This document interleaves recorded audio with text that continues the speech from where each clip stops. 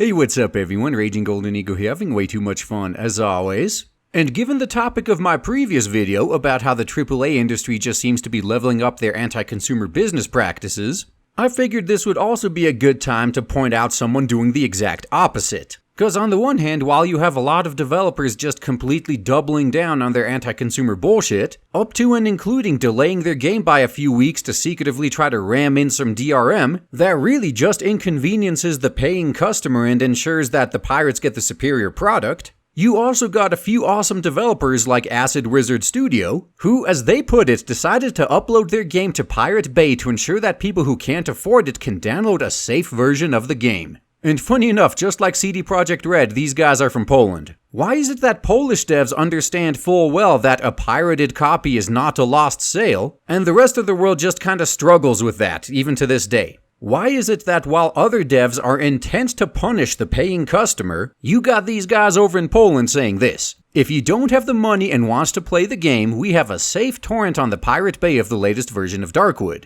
Completely DRM free. There's no catch, no added pirate hats for the characters or anything like that. We have just one request. If you like Darkwood and want us to continue making games, consider buying it in the future, maybe on a sale through Steam, GOG, or Humble Store. And what do you know, just like with CD Projekt Red, this has indeed resulted in a lot of people supporting the developer and buying the game. At least according to the deluge of positive reviews on Steam right now. And hey, for what it's worth, as you can see by watching this video, I was one of them that decided to go out and buy it when I heard this. For what it's worth, I'm not the type of person who'd buy a game just to make a statement if it doesn't already look like something I'd actually enjoy anyway. But as someone who really loved both of the Hotline Miami games, when seeing the gameplay of Darkwood, it really did pretty much just remind me of a slower-paced horror version of Hotline Miami.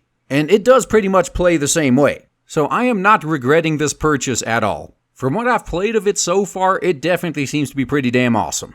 What we have right here is a top-down survival horror game, where you spend the daytime gathering resources so you could survive the night, all while trying to find the key that was stolen from you so you can leave this place. And for what it's worth, I for one am pretty damn happy that these guys decided to kind of buck the trend and this game isn't just overrunning with zombies. Because let's face it, they've been overdone for like the past decade. So in Darkwood, the enemy is, well, partially the environment itself. According to the lore, the trees themselves suddenly started growing and entrapped all these people in there. And also there's a whole bunch of eldritch horrors thrown in for good measure. That is your primary enemy. And the occasional crazy person. Now, from the gameplay perspective, it does pretty much remind me of Hotline Miami, as I mentioned earlier. Except it's a bit slower paced and more methodical, as opposed to the Twitch Fest that was Hotline Miami. And also, the punishment for death is a little bit steeper too, as you could imagine. And while there's 3 levels of difficulty in this game, they seem to just affect what the penalty for death is. On normal, you have infinite lives and every time you die, you just drop like half of what was in your inventory, and then just respawn back at your starting point.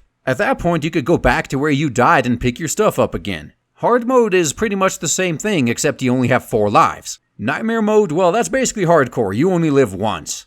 Given how quickly you can die in this game, I'd recommend playing through it on normal before trying it on the harder difficulties, cause you're gonna end up having to restart anyway. May as well not lose all your progress until you at least know what you're doing. And I also love how this game isn't based on jump scares. The vast majority of the horror here is pretty much atmospheric. And yeah, like any horror game, they do throw in the occasional jump scare, but that's not the core of this game. It's mostly the atmosphere and the environment and the stress of knowing that you gotta gather up enough materials to survive another night. Which includes things like setting up barricades and traps as well. And one other thing you guys are gonna want to know going into this is that quite a bit of the environmental objects that you can actually interact with blend in perfectly with the rest of the environment. Unlike a bunch of other similar games, you're not gonna have like these sparkly lights or something around something indicating that it can be interacted with. So you're just gonna have to adapt your perception a little bit to catch all these things. And I'm not gonna lie, it took me an embarrassingly long amount of time to find that damn axe you could pick up in the prologue. And it was pretty damn close to the log you needed to chop through to advance too. But I was sitting there thinking I'd be clever, right? Because I played games like these before. I had a bottle of alcohol and a match in my inventory. So I thought, oh hey, maybe they just want you to douse the log in alcohol and burn it out of the way. When that didn't work, it was kind of obvious I missed something. I just didn't know it was that tiny axe. which was made even harder to see because it's only, well, viewable when it's in your line of sight. And if you're anything like me, you're not always looking in the direction your character is going, so you may miss it the first few times. Oh, and also, one more thing. This game actually does have a dodge button. I kinda missed that for like the first half hour. Yeah, if you know you can dodge, you can avoid a lot more damage. So check out the key bindings before you get started as well. It'll definitely save your ass. So overall, I've definitely been enjoying this game so far, and it was well worth the $15 I paid for it. So if you want to get yourself a decent game, and at the same time support an awesome developer who deserves your money, can't go wrong with Darkwood. And that's all I gotta say, guys. Thanks for listening.